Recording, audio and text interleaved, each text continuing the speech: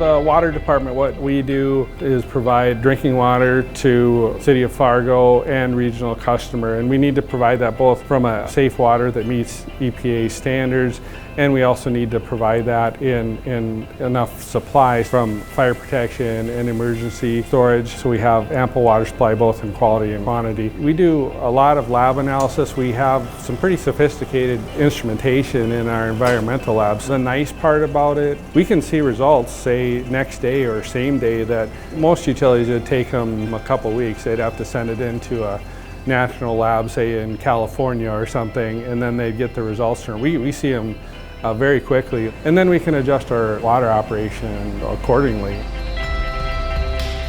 Scientists here, there are 4 of us at the plant, and we just test the water every day to make sure that it's safe for consumption, and we give our information to the water plant so that they can make any adjustments to keep the plant flowing smoothly. Out in the lab, they can test for different metals, and they can test for water hardness and total organic carbon, a variety of different testing out there. So things like calcium, magnesium are big contributors to hardness. This is a brand new instrument we just got. It's a gas chromatograph mass spectrometer. It's a pretty complicated instrument that, since geosmin, it's actually a really volatile molecule. If we had a standard of it, you could take it and you could smell it. The gas chromatograph, that can actually detect what you're smelling or tasting there. We can see on a screen and quantify how much geosmin is actually in there. As far as our operators, we are staffed 24/7, 365, so we see what our water quality is at all times. The city uses water, and we take in water from 2 sources here at the plant. With the existing plant, we use lime to soften the water. So you can't necessarily see hardness. The only thing that you would see is if your water was hard, you would see like white kind of deposits after your dishes dry or like your car dries. So we try to prevent that and soften.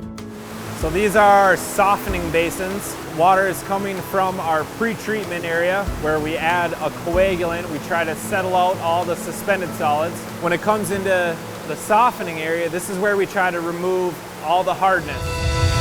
This is the membrane treatment plant. The raw water comes into pre-treatment. We add a coagulant. We try to get all those suspended solids to settle out. After it goes through pre-treatment, it comes to our UF membranes, which stands for ultrafiltration, like a fiber spaghetti noodle, I guess. And there's millions of these fibers on one module. Inside, this is where those cassettes full of those fibers are submerged. And then there's a channel basically right underneath where I'm standing that will feed each UF or ultrafiltration train. Submerged under here is 3 cassettes. We pull suction with a pump.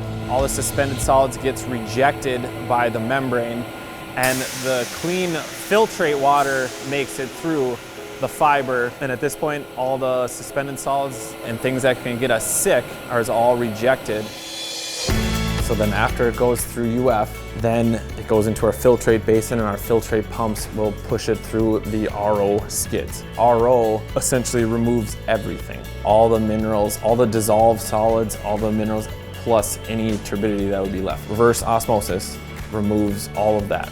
That's kind of the last stage of the plant.